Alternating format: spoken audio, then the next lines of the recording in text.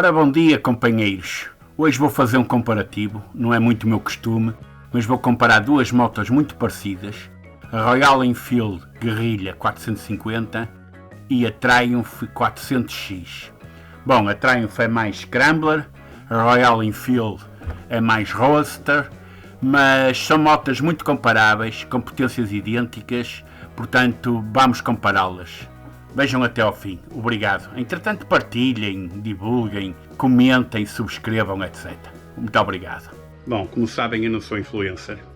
Eu faço isto apenas por divertimento, por entretenimento e para ser útil. De qualquer modo, entre estas duas motas estão a pensar em adquirir alguma, o que eu aconselho antes de é fazerem um test ride. Obviamente que as motas são muito parecidas, mas em termos ergonómicos há grandes diferenças. Diferenças, por exemplo, da altura do assento ao solo, de curso de suspensões, de algum conforto, etc.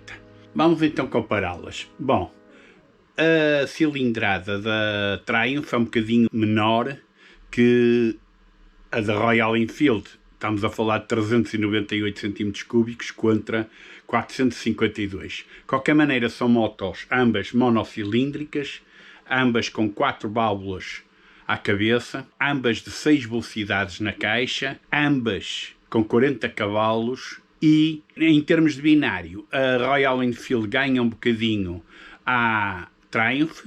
Tem um binário a rotação mais baixa, às 5.500 rotações, e são 40 Nm, enquanto a Triumph 400X tem 37,5 Nm às 6.500 rotações. Pronto. Isto porque tem um curso de pistão mais baixo e fala ser mais rotativa. Também tem ligeiramente mais compressão, 12:1 em vez de 11,5:1.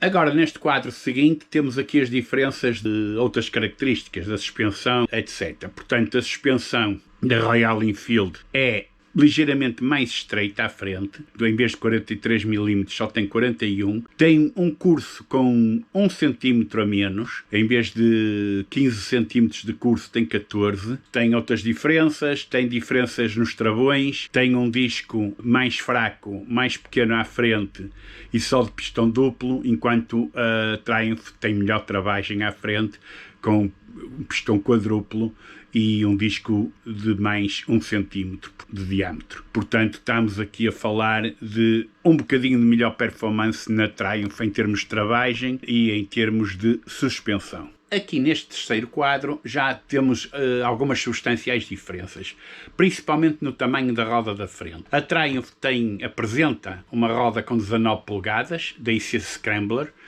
e a Royal Enfield de 17 polegadas à frente. Aqui é a grande diferença entre as duas motos. Além disso, temos diferenças nas dimensões. Olhem bem para o quadro. Já agora aconselho-vos, se quiser, parem aqui o filme ou parem o filme em cada um dos quadros e façam print screen, se quiserem comparar depois com mais tempo. Mas olhem aqui para o quadro. A altura do assento da Royal Enfield é bastante mais baixo, estamos a falar de 5 cm. O peso é ligeiramente mais alto, estamos a falar do peso em vazio, ambas com ABS. E a velocidade, aqui é que eu acho incrível, mas a velocidade da Royal Enfield é 6 km, pelo menos ao que anunciam, é 6 km acima da Triumph. Diz que a Triumph dá 145 km/h, a Royal Enfield dá 151. Ambas são para carta A2. Resumindo, as diferenças básicas estão neste quadro. Uma 37,5 Nm, outra 40, uma com 400 cm3, outra com 450, uma com material de alumínio na suspensão, outra em aço, estamos a falar da Escora. O tipo de quadro, um é de berço duplo, outro é de perímetro. Temos também os diâmetros dos travões da frente que variam 1 cm, o da Triumph com 4 pistões na mandíbula e o da Royal Enfield com apenas 2 pistões. Mas trava bem. Se o travão aqui da Royal Enfield Guerrilla for igual ao da Himalayan, qual eu estou habituado já, acho que a moto tem muita boa travagem.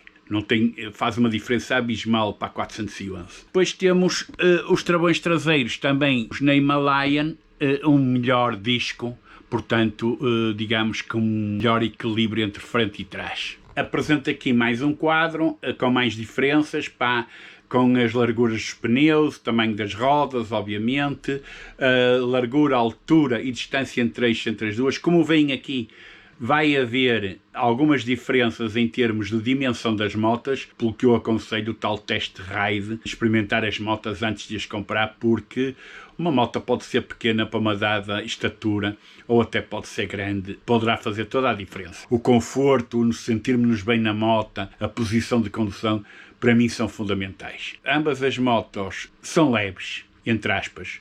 Uma anda à volta de 180 kg, a Triumph, e a outra 185 kg, a Royal Enfield. Apesar que a Royal Enfield tem um depósito mais pequeno, leva menos gasolina, mas em termos de autonomia elas são muito parecidas. E agora a grande diferença aqui está no preço.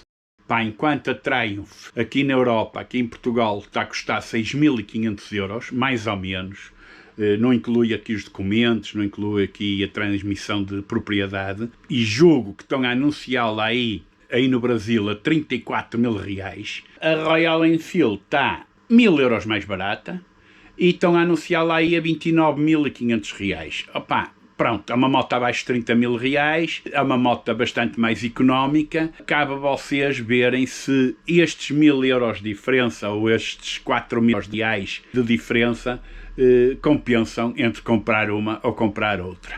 Pá, as motas têm objetivos parecidos, são motos de viagem, são motos de lazer, são motos muito, muito boas. Ambas são de fabrico indiano. A do Brasil, salvo erro, é montada em Manaus, mas isso não quer dizer nada. E caso pensem numa moto destas, comparem-nas.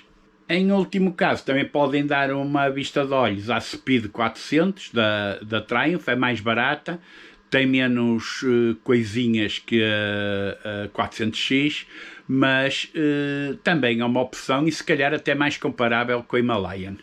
Bom, espero que tenham gostado, divulguem como vos pedi, subscrevam, partilhem, comentem e até ao próximo. Obrigado por assistirem e já sabem, cuidadinho na estrada. Abraço!